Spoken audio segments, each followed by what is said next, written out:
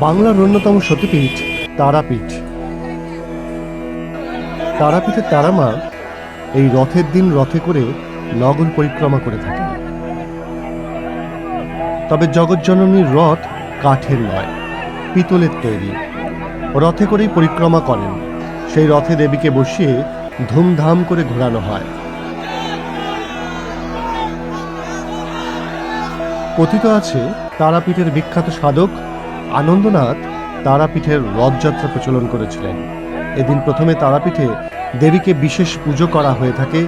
বিশেষ আরতি করে দেবীকে পুজো করা হয়, পরানো হয় রাজবেশ।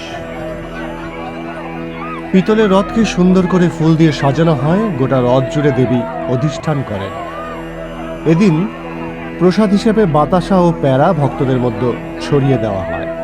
কথিত আছে এদিন দেবীর দর্শন পেতে ও প্রসাদ পেতে জনসমুদ্রের আকার ধারণ করে থাকে, আর এই প্রসাদ গ্রহণ করলে পাপ মুক্তি ঘটে। আর দেবীর দর্শন পাওয়া ভাগ্যের ব্যাপার বলেও মনে করা হয়। জয় মা তারা। সকলকে ভালো রেখে।